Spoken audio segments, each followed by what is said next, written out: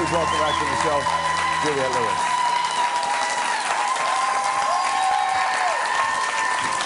Hello, miss. Hi. How are you? Good. Welcome back.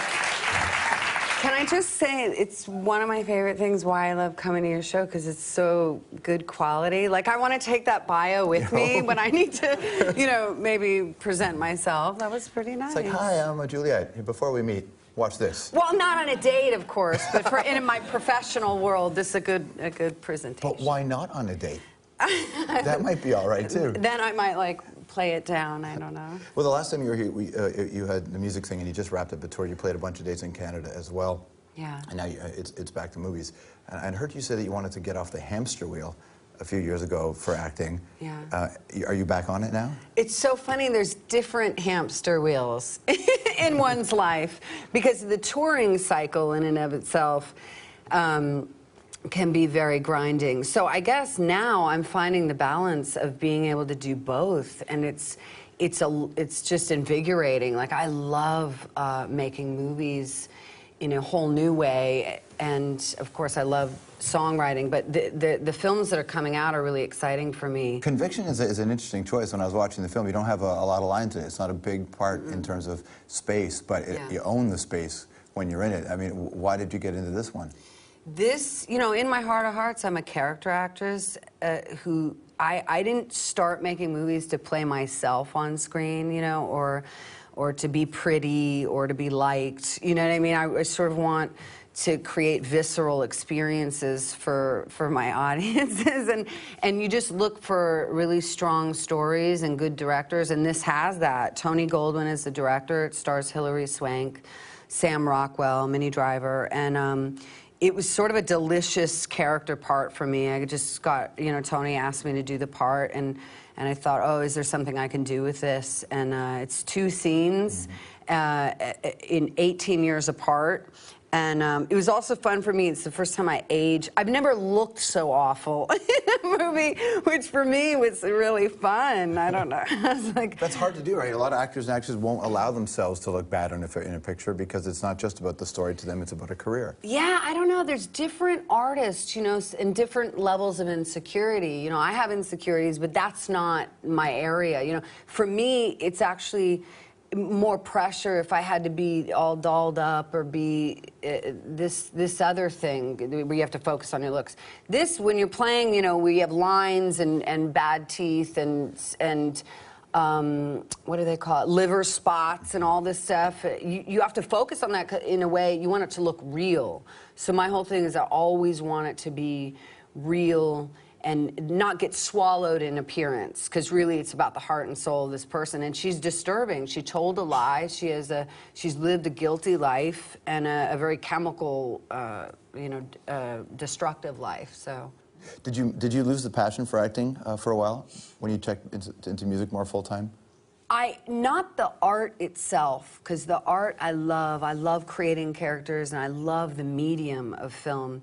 The politics and what I call career maintenance, that stuff I'm not cut out for, because career maintenance involves, you know, I don't know, the right dress, having good party banter, and no, I don't know what it is. No, and being in movies that make money and all these things that make you lose what your priorities are, and I never really got too invested in that. So, but my priorities, I just really I love the art of creating characters. So the passion, yeah, in a way, I got a little bit disheartened, I think the word would be. Well, when you I mean, early in your career, you enjoyed such success in films that were mainstream and films that were cultural as well, but at a certain point, did you feel the pressure for career maintenance? Were there people around you that didn't really understand that that's not who you wanted to be? Because you became a leading lady in a really awkward way. Yeah, I mean, it's a Cape Fear leading lady, and then California, and then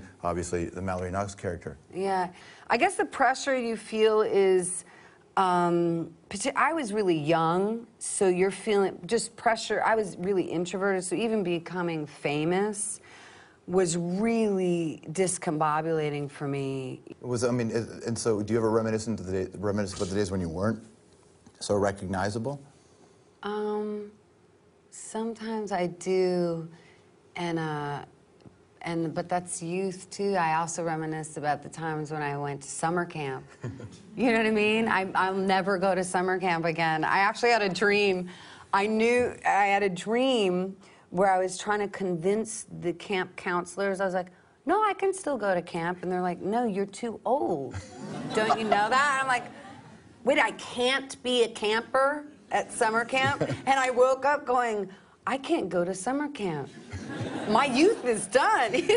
But how did you feel about that? Did you feel like you're getting older? No, I don't know. I think it's nice. I'm really, you know, we hear this sentiment. I don't know who wrote it, but it's not the destination, it's the journey. Yeah. It's fun to be not so self-obsessed. You know, when you're younger, it's sort of you, and all your problems. And then you get a little older, and you're like, holy moly, oh my God, the world is suffering. You know, and you sort of want to have empathy and give goodness to others and check in with people and see how they're doing, and then create your art. So I think I'm at a good place as an artist, but I still like, as an artist, I like to live it and really do things that are strong. You just toured Canada. What's your favorite thing about Canada? The Canadians. Oh. You're going to let that work?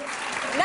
It's that easy? Let me tell you a little something about Canadian audiences at rock shows. They're phenomenal. They're giving. They're wild. They're everything you want them to be. And Toronto, my bass player said it was in our top 5, and we'd been touring for a year. I've been everywhere you could possibly imagine in the world. The Toronto show was mind-blowing. Now, I don't want to give you all, like, Toronto, yes, because that's a big city, because we also played Waterloo and Calgary. You played the Hammer, too, didn't you, Hamilton? Yeah. What was that like? You know, this street was a little rough. That I walked down to get, I took a walk, no. Is that saying? I don't know. I don't know what. We all agree with you. Okay. So that's it.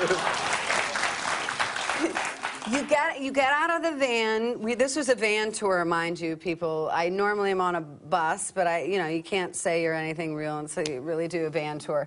So you get out of the van, you go to your hotel, you check out the street you're on, and you can get a vibe. You know, this is a rough part of town, and then and then we went to the venue, and it was a great show. Although this was the show, it was really small, like people, like literally a person was right there and I'm singing. There was a couple filmer people, and I'm fine, you know, I'm yours, I'm your entertainer, but this was the one where I took someone's camera and I was like, good. I was like, that's good. Perhaps one of the weirdest moments for me is at home by myself playing Grand Theft Auto 4, and then it's your voice. And I was like, what the? Then I had my moment. Juliette's in my house. Have you ever stolen a car? Why do you know that? Wait. I'm asking. Is that on the internet? No, that's just, it's a big part of, but all of a sudden it's going to be based on your reaction. Yeah. Well, Grand Theft Auto 4, if you ever want to go stealing cars, you go into that game. Yeah, into the game, yeah. People. Not stealing cars. I'll tell you a little story. I'm not going to tell you the story, but the point is, I've lived many lives in this life, and but there was a time, I hung around with hoodlums for a brief stint in my teenage years. But I have to say, this car that I got in and wasn't mine, the keys were in the ignition. So they were asking for it. And I took it as a sign from God. He wants me to have the car. Wait, does that mean you believe in God? Of course. Okay, so. Well, I mean, I kind of believe in gods. I like Greek mythology. No, but I believe in a faith, in an essence, in a universal, benevolent force. Is it part of the Scientology or separate from that?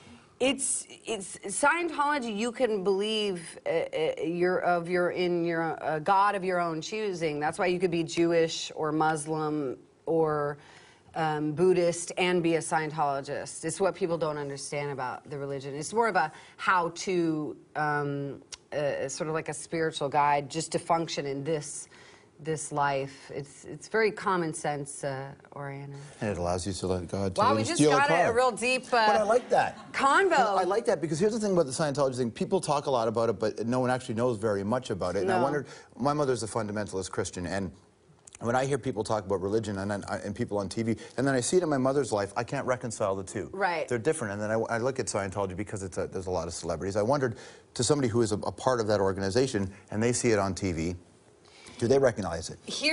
Oh yeah, no, I've never seen any truthful thing ever in print or on CNN. I couldn't believe when I saw Anderson Cooper, you're like, wow, CNN, this should be an intelligent interview.